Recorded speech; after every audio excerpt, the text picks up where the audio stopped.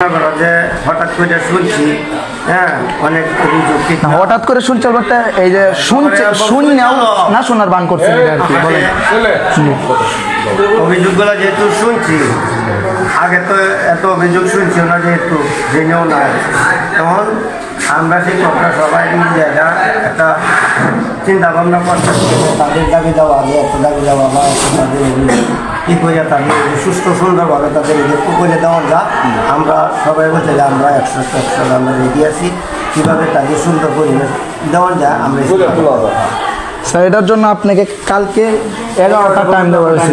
আমরা 11টার সময় মাঠে সব কিছু করবো, মাঠের ডেকোরেশন করবো, টুলমুল সব বয়াম না না আপনারা এই সিদ্ধান্ত দিবেন।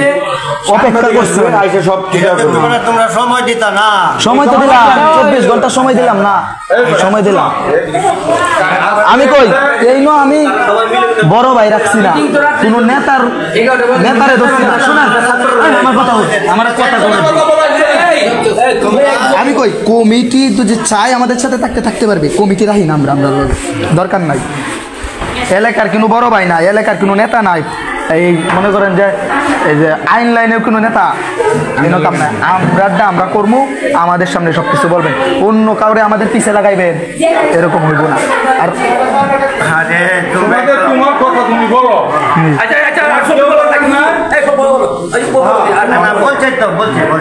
তারা কিন্তু আগে শুনছি এখন কি আমাদের দাবিটা কি স্পষ্ট হয়েছে? আপনারা স্পষ্ট হয়েছে না আবার বলতে হইব?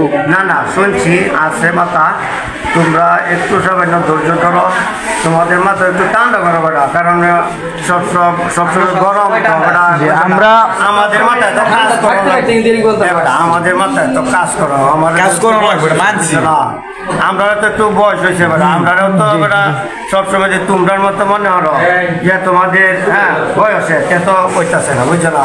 তোমরা দাবি দেওয়া শুনছি, তোমরা ধৈর্য ধরো, আমরা ইনশাল্লাহ যে পরিচিত আছে এখানে আমাদের আছে সুন্দর কীভাবে সুস্থ হয় এটা আমরা চিন্তা ভাবনা করতেছি। আচ্ছা আমরা এই যে বলছেন যে কমিটি রাখছি না আমরা, আরে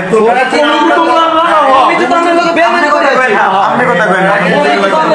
করে আছি।